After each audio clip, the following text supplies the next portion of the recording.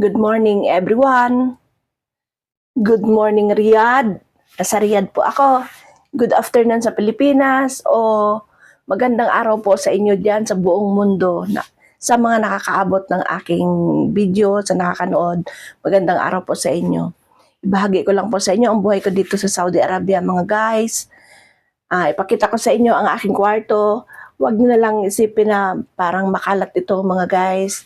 Kasi ang isang kwarto mga guys dito sa aking bilya, dalawa kami. Nag-exit na ang aking ka-roommate, kaya tinayo ko ang kanyang kama. Bali, dito ako nakahiga mga guys. Makitid lang ito. Yan. May nakita po kayo na uniform. Sinuot ko po yan kahapon. So, isusuot ko na naman uli ngayon para tipid sa labahin. Tsaka malinis naman yan dahil hindi naman siya nalulukot. At saka hindi ako gaano busy kahapon, kaya yun ang aking iulitin na naman ang suot ngayon. Ganito lang ang buhay ko rito sa Saudi Arabia mga guys. Sa baba lang ng accommodation namin ang aming trabaho bilang beautician. So, baka maitanong po ninyo, nagkulay po ako ng buhok ko. Ang nilagay ko sa buhok ko kasi mas marami pa ang itim kaysa puti. Nilagyan ko siya ng cholesterol number 6. Ganun lang ginawa ko para hindi siya makita. Sa pinakaunahan lang ang nilalagyan ko pag tumubo siya na ganito lang siya kalaki.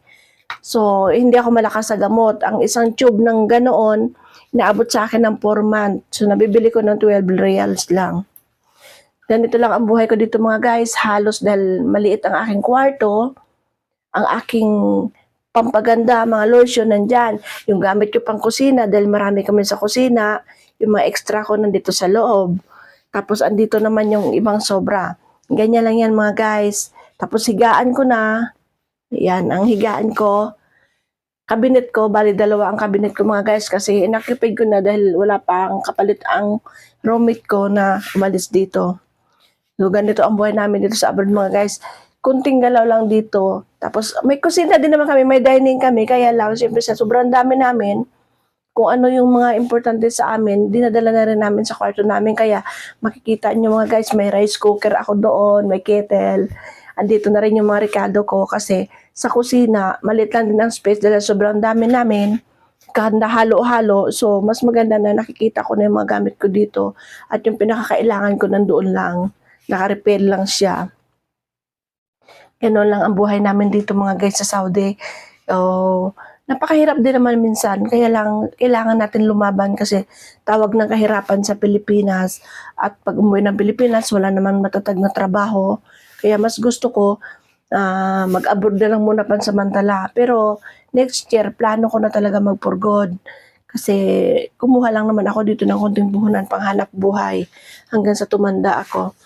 So, hindi naman natin masisi yung mga ibang nag-a-abroad yung bakit gusto nilang magtagal dito, tumanda sa ibang bansa, sa kadahilanan nga na wala silang makukunan na magandang income sa Pilipinas. Kaya ganun din ako. Pero sa akin lang nakatapos na yung obligasyon ko sa mga anak ko, may kanya-kanyang pamilya na sila. So, sila na bahala sa pamilya nila. Bahala na rin ako sa sarili ko magbuhay hanggang sa hindi ko makaya at hanggang sa tumanda ako mga guys. So, kailangan magiging malakas tayo, magiging positibo tayo sa lahat ng bagay. Dahil lalo na katulad yung abroad, napakalungkot isipin na uuwi ako, yung mga anak ko may sariling pamilya na. Tapos ako nag-iisa lang. So, kailangan maging matatag tayo. That's why, hindi ko pinababayaan ang aking sarili, ang aking beauty. Ini-enjoy ko lang ang buhay ko mga guys. I-enjoy lang natin ang buhay natin sa magandang pamamaraan. Hindi sa masama. Hindi kaaya-aya sa paningin ng Diyos. So, thank you for watching mga guys. Sana subaybayan nyo ang aking mga vlogs mga guys. At